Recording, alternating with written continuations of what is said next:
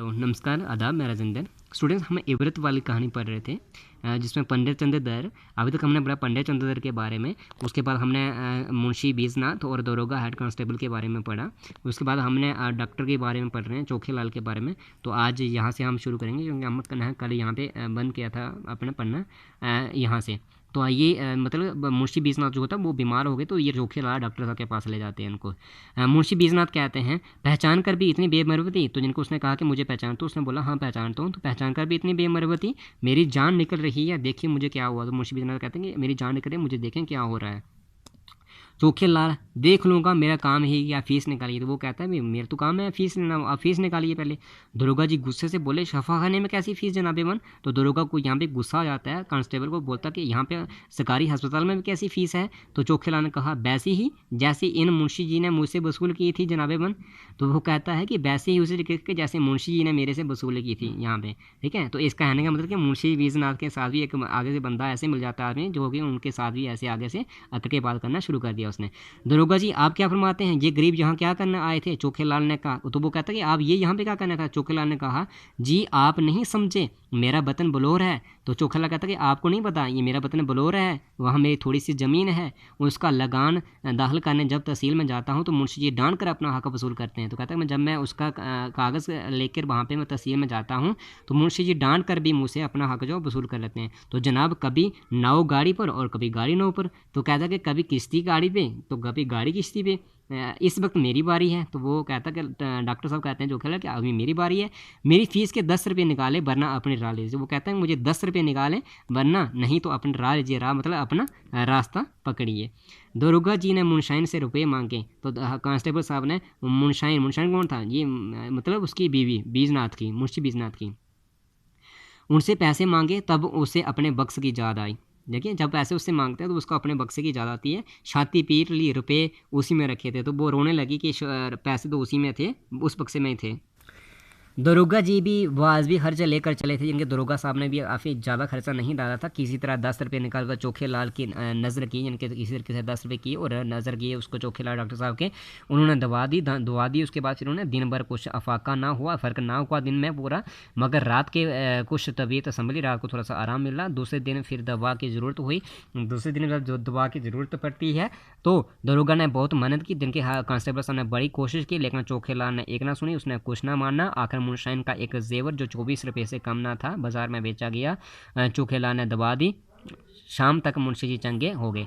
तो कहता है कि उसने दूसरे रोज जब दवाई की जरूरत पड़ी, पैसे नहीं थे, तो उन्होंने क्या किया, मुनशाइन का एक जेवर जो था वो क्या 24 रुपये से कम नहीं था, बाजार में बेचा और उसके बाद दवाई ली की और शाम तक मुंशी जो थे चंगे हो गए। नेक्स्ट पैराग्राफ है, अयोध्या में पहुंचकर ये लोग क्याम गाह की तलाश करने लगे, ये रहने के लिए जगह की तलाश करने लगे। पंडों के जगह मतलब का जगह नहीं थी, वहाँ पे कोई जगह नहीं थी। सारी बस्ती में घूमे, कहीं जगह ना मिलेंगे, पूरी बस्ती में घूमे, कहीं जगह नहीं मिली। आखिर ये सलाह ठहरी कि किसी दरख्त के नीचे डेरा जमाना चाहिए और लास्ट में ये सोचा कि किसी दरख्त के नीचे ही हमें बैठ जाना चाहिए। लेकिन दरख्तों के नीचे भी जहाँ जाते जाते लोग पड़े मिलते थे, ठीक है ना। अब वहाँ पे मेला लगा हुआ था, तो कहता कि दरख्त के नीचे भी जहाँ जाते थे वहाँ पे क्या था, जाते लोग पड़े हुए थे, कहीं भी जगह नहीं मिल रही थी। मजबूर होकर खुले मैदान में रेत पर बस्तर लगाए।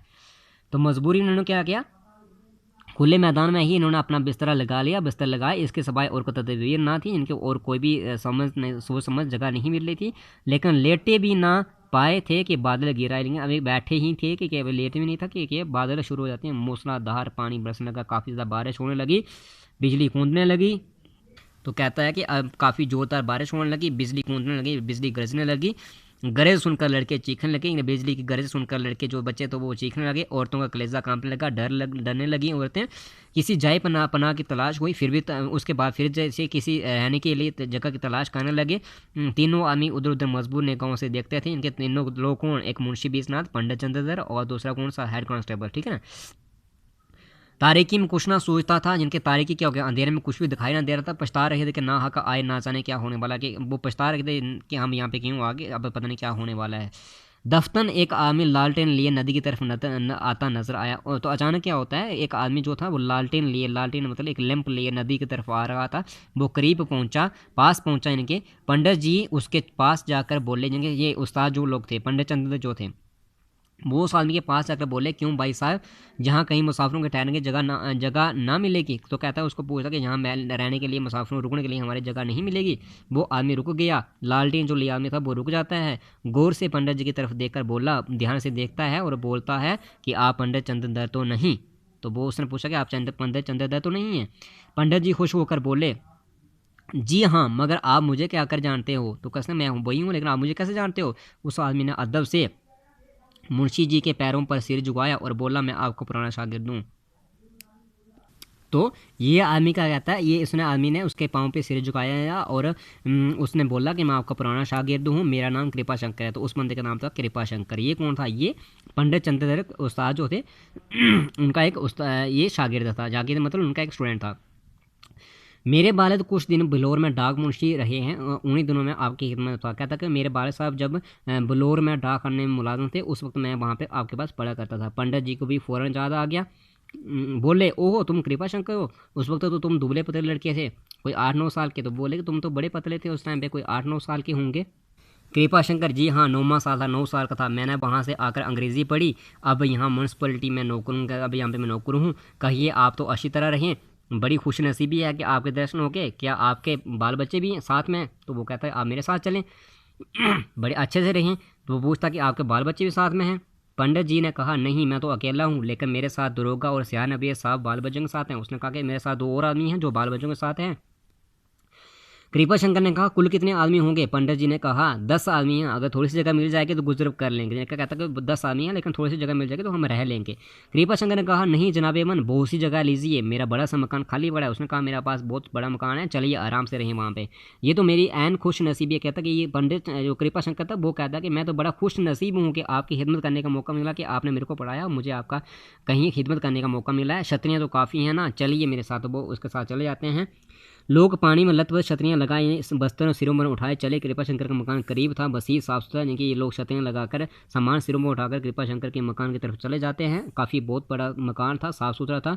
उसने जाते ही आग जलवा दी, आग जलाई, पलंग बिछवा दिए, लोग आराम से बैठे। घर में पूरियाँ पकने लगी। कृपा शंकर हाथ बांधे चाकरों की तरह पंडित जी के जरा से इशारे पर दौड़ता था, यानी कि वो ऐसे नौकर की तरह पंडित जी के छोटे से इशारे पर दौड़ता था। कृपा शंकर 1 घंटे में खाना तैयार हो गया। खा पी कर लोग लेटे, खुदा का शुक्र कर रहे थे कि कृपा शंकर मिल गया, वरना आज जान बचना मुश्किल थी। जिनके वो उसका शुक्रिया कर रहे थे कि अगर ये ना मिलता तो आज जान बचना हमारी मुश्किल थी। और सब लोग तो नींद में गाफिल हो गए, यानी सारे लोग नींद में गाफिल सो गए, मगर पंडित चंद्र को नींद ना आई, लेकिन उस्ताद को नींद नहीं आई। उस सफ़र के बाकत का एक नक्शा उसके सामने खींचा हुआ था और वो कुव्वत इम्तियाज़ उनका मुआजना कर रही थी, यानी कि वो पूरी अपने जो सफ़र था उसको उसका वाक़या को अपने दिमाग में घुमा रहे थे। सोच रहे थे कि गाड़ी की रगड़ जगर और शफा खाने की नोच हजूर के मुकाबले कृपा शंकर की शराफत और मेहमान नवाजी का दिल पर ख़ास असर हो रहा था। वो आज अपने पेशे की अजमत को समझे, वो आज उसकी अहमियत के कायल हो गए। इनके वो सारी चीज़ें रास्ते में जो हुआ था, गाड़ी में पहले धक्का मुक्की, उसके बाद पंडित जी की शफा खाने में जो हालत है, उसके बाद रहने के लिए जगह नहीं। तो ये बाद में कृपा शंकर जब मिला तो उसने इनके पेशे की मैंने उसको अपने साथ ले गया। तो वो ये सोच रहा था कि इन दोनों के पेशों से जो मेरा पेशा है, उस्ताद का पेशा, वो क्या है, काफ़ी अच्छा है। इनके उसकी अपनी जो पेशे की अजमत का एहसास हो गया कि मेरा पेशा जो है वो काफ़ी अच्छा है। ये लोग 3 दिन अयोध्या में रहे, ये सारे लोग वहाँ पे 3 दिन अयोध्या में रहते हैं। किसी बात की तकल्लुफ़ ना हुई कृपा शंकर, ये कि किसी कोई बात की कोई परेशानी नहीं हुई, तकलीफ़ ना हुई। कृपा शंकर ने खातर मदारत में कोई बात ना उठा रखी, उसने अच्छी खातिरदारी की। तीसरे दिन ये लोग चलने लगे। जब वापस आने लगे तो वो स्टेशन तक पहुंचाने भी आया। और कृपा शंकर जब गाड़ी ने सीटी दी तो उसने आंखों में आंसू भरे हुए पंडित जी के कदम छुए और कहा, कभी मुझे भी याद किया कीजिएगा। तो जिनके वो उसके आंखों पे आंसू आ गए कृपा शंकर के, और पंडित चंद्र में उस्ताद को कहता है कि कभी कभी मुझे भी याद किया करिए। पंडित जी घर पहुँचे तो उनके मजाक में तागीर हो गया। जिनके जब पंडित जी वापस घर में पहुँचे तो उनको इस बात का एहसास हो गया। उन्होंने फिर दूसरे किसी सीगी में जाने की कोशिश नहीं की और ना ही अपनी तकदीर को शगवा किया। यानी कि वो दोबारा जब घर में पहुँच जाते हैं तो उसको अपनी पेशे की अजमत का एहसास हो गया। उसको ये समझ आ गई कि चाहे मेरा मेरा पेशा एक उस्ताद का है, मुझे 15 रुपये पूरे महीने के मिलते हैं, लेकिन इन दोनों से, दरोगा जी से और सयान अवेस, मुंशी बीजना सयान अवेस से, इनके बदले में जो मेरा पेशा है वो एक सही पेशा है, उस्ताद का पेशा एक सही है, क्योंकि मेरा पढ़ाया हुआ शागिर्द मुझे वहाँ मिला, जिसकी वजह से यहाँ में रहने के लिए जगह मिली। अगर वो ना मिलता तो इसका मतलब आज जो था, आज का दिन जो था, जान बचना जो बहुत बड़ी मुश्किल थी। स्टूडेंट, ये हमारी पूरी कहानी थी जिसका नाम इब्रत था। लिखा इसको है मुंशी प्रेमचंद ने। तो यहाँ पे हमारा ख़त्म हो जाता है चैप्टर। इसके बाद नेक्स्ट हम क्वेश्चन आंसर करेंगे। थैंक यू स्टूडेंट, शुक्रिया।